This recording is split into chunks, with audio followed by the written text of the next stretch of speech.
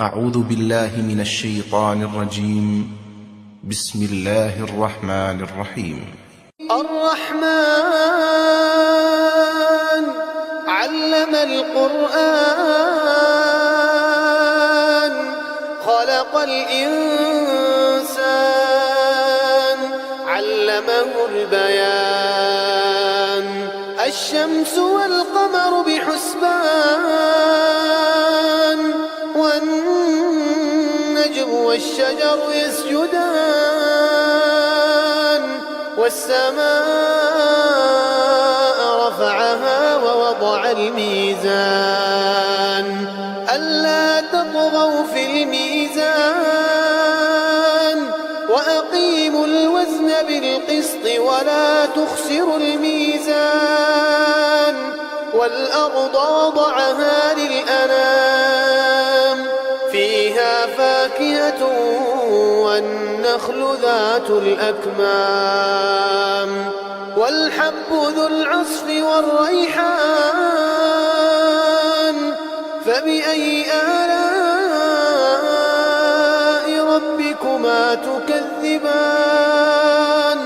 خلق الإنسان من صلصال كالفخار وخلق الجان من مارج من نار فبأي آلاء ربكما تكذبان رب المشرقين ورب المغربين فبأي آلاء ربكما تكذبان مرج البحرين يلتقيان بينهما برزخ لا يبغيان فبأي آلاء ربكما تكذبان يخرج منهما اللؤلؤ والمرجان فبأي آلاء ربكما تكذبان وله الجوار المنشآت في البحر كالأعلام فبأي آلاء ربكما تكذبان كل من عليها فان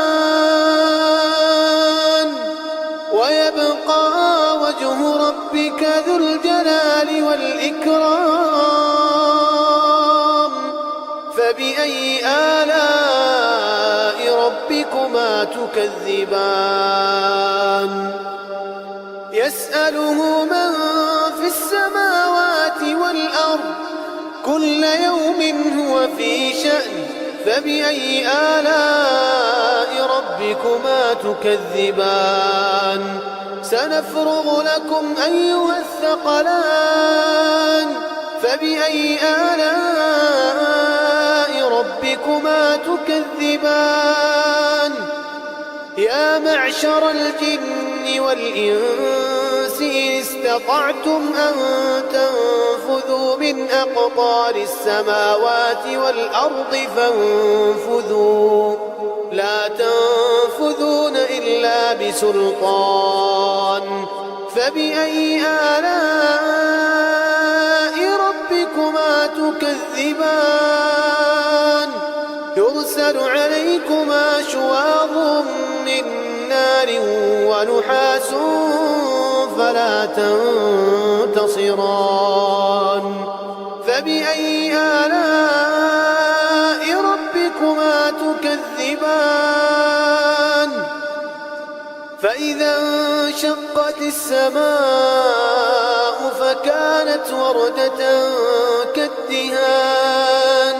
فبأي آلاء ربكما تكذبان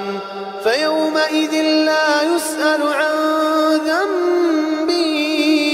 إنس ولا جان فبأي آلاء ربكما تكذبان يعرف المجرمون بسيماهم يعرف المجرمون يؤخذ بالنواصي والأقدام فبأي آلاء ربكما تكذبان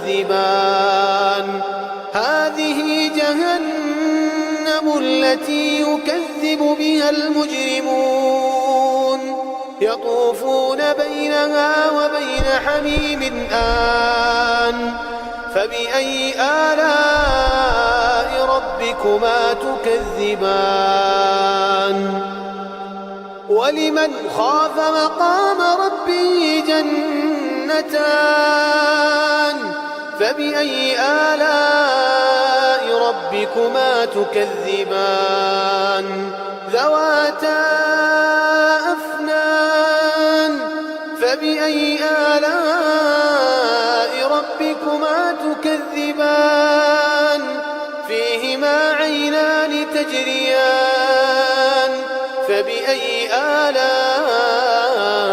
ربكما تكذبان فيهما من كل فاكهة زوجان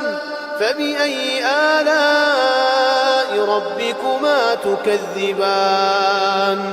متكئين على فرش بطائنها من استبرق وجنى الجنتين دان فبأي آلاء ربكما تكذبان فيهن قاصرات الطرف لم يطمثهن إنس قبلهم ولا جان فبأي آلاء ربكما تكذبان كأنهن الياقوت والمرجان فبأي آلاء ربكما تكذبان هل جزاء الإحسان إلا الإحسان فبأي آلاء ربكما تكذبان ومن دونهما جنتان فبأي آلاء ربكما تكذبان مدهامتان فبأي آلاء ربكما تكذبان فيهما عينان نضاختان فبأي آلاء ربكما تكذبان فيهما فاكهة ونخل ورمان فبأي آلاء ربكما تكذبان فيهن خيرات حسان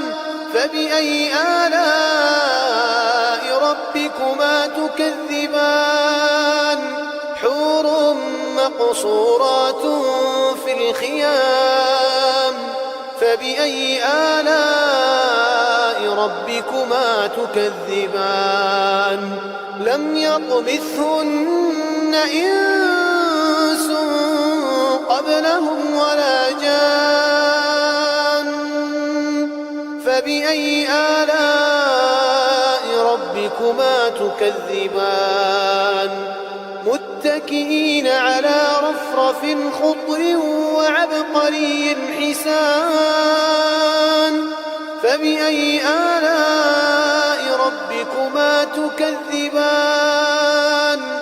تبارك اسم ربك ذي الجلال والإكرام